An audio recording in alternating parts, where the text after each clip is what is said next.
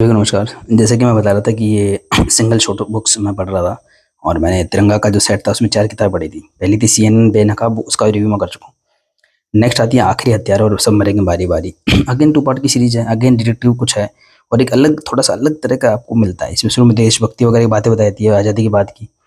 इसमें बताया कि रियासतें का अंत हो गया था, तो कुछ लोगों ने पॉजिटिव वे में करा था, कुछ ने नेगेटिव वे में करा था और काफ़ी कुछ बदल गया था आज़ादी के बाद। सिर्फ़ अंग्रेज़ नहीं गए थे, इसमें बताया कि रियासतें भी एंड हो गया था ना, कि लोकतंत्र लागू हो गए थे, तो काफ़ी अच्छी लगती थी ये इसका जो कॉन्टेक्स्ट होता था।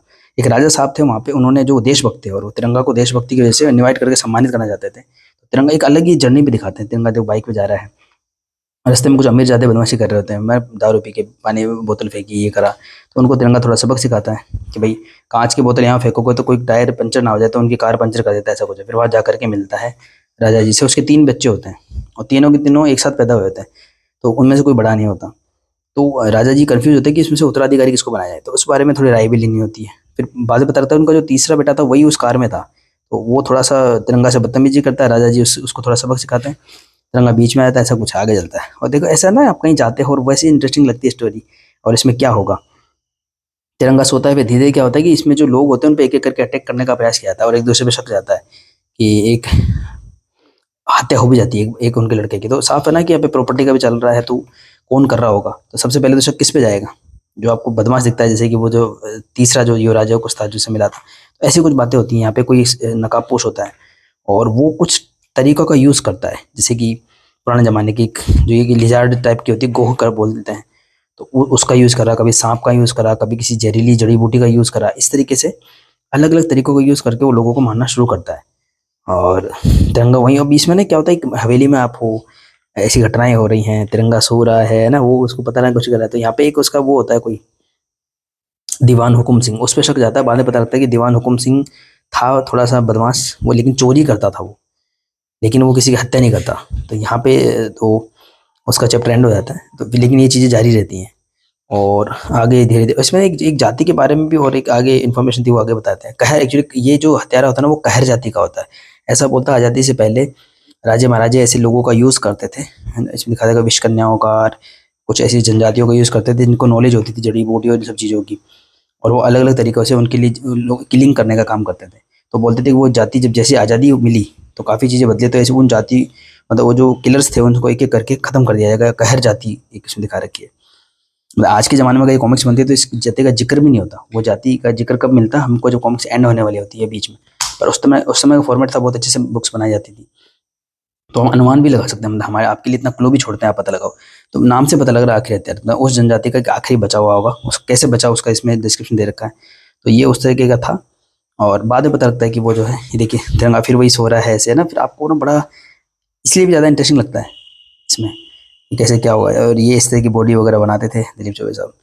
तो खैर इसमें आगे स्टोरी बढ़ती है और किसी को मारने का प्रयास किया, यहाँ पे देखो बिच्छू से मारने का प्रयास किया था एक जो उसका बेटा होता है राजा जी का, तो उसको तिरंगा बचाता है और तिरंगा को पता लगता है कि तिरंगा को मारने की कोशिश इसने की थी। तो कुछ-कुछ इवेंट उसमें ट्रू भी होता है, लेकिन फिर वो होता है कि मैंने सबको नहीं मारा, बस तिरंगा को मारने की कोशिश की थी उस कोई और रीज़न की वजह से। तो ऐसा करते-करते जो है वो दीवान हुकुम सिंह भी नहीं होता, वो भी नहीं होता।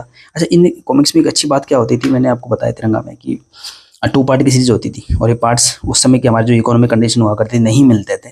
तो इसमें ना बैक जो सेकंड जो पार्ट होता था हमेशा स्नैपशॉट में स्टोरी आती ज़रूर थी। तो इसमें भी ऐसा हुआ है, डिसकंटिन्यू लाइन के द्वारा वो स्टोरी बता दी जाती थी कि पहले वाले में क्या स्टोरी हुई थी, ताकि आपको समझ में आए।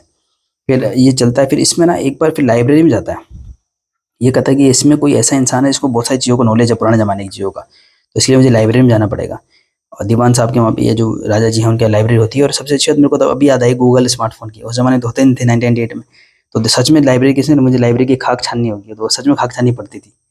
कुछ चीज़ें आपको दिखाती, फिर वो कहर जाति के बारे में सब कुछ पता लगता है और उसके डिफरेंट वे भी पता लगते हैं कैसे वो किलिंग करते थे। फिर तिरंगा उन सीक्वेंसेस को मैच करता है कि यहाँ पे जितने भी सीक्वेंसेस हुई हैं वो उसी तरीके से हुई हैं। ऐसा करके वो कुछ कंक्लूजन में पहुँचता है और फाइनली वो आखिरी हत्यारा को थोड़ी सी फाइट वगैरह करके जब राजा जी को मारने का प्रयास कर रहा होता है तो वो पकड़ लेता है और पता लगता है कि वो उन्हीं का गार्डनर होता है। बस ऐसा होता है और फिर अंत में जो है उसको पकड़ लिया जाता है।